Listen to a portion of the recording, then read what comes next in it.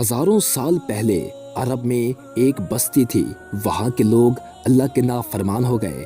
ان لوگوں کی ہدایت کے لیے اللہ تعالیٰ نے حضرت نوح علیہ السلام کو اپنا رسول بنا کر بھیجا۔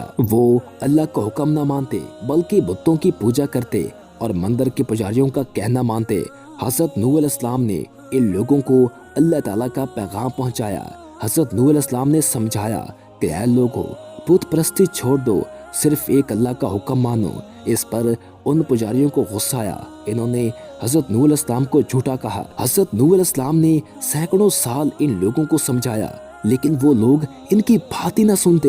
حضرت نوح علیہ السلام اللہ کا پیغام پھیلانے کی مسلسل کوشش کرتے رہے۔ بہت سالوں کی کوشش کے بعد تھوڑے سے لوگ حضرت نوح علیہ السلام کی دعوت پر ایمان لے آئے اور ان کے ساتھی بن گئے۔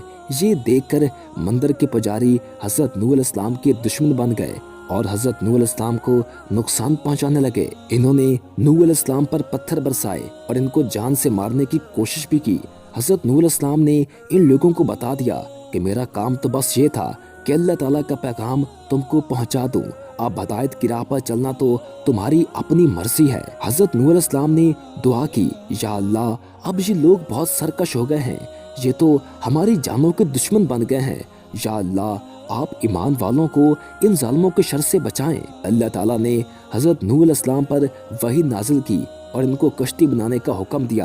حضرت نوح علیہ السلام نے جنگل کے درختوں کی مدد سے ایک بڑی کشتی بنانا شروع کر دی۔ کافر لوگ ان کا مذاق اڑانے لگے کیونکہ وہاں دور دور تک کوئی دریا یا سمندر نہیں تھا۔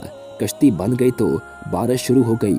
اللہ کے حکم سے ایمان والے ساتھی بھی سوار ہو گئے اور ہر جانور کا ایک ایک جوڑا بھی کشتی پر سوار ہو گیا۔ بارش اتنی تیز تھی کہ آسمان کے ساتھ ساتھ زمین سے بھی پانی ابل رہا تھا۔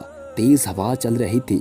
سیلاب کی خوفناک لہریں اتنی اونچی ہو گئیں کہ ان میں تمام نافرمان سرکش لوگ ڈوب گئے۔ کشتی پانی پر تیرتی رہی اور بالآخر جودی نامی پہاڑی کے قریب جا کر کشتی رک گئی۔ تمام لوگ اور جانور کشتی پر اترے۔ یوں یہ دنیا دوبارہ بسی۔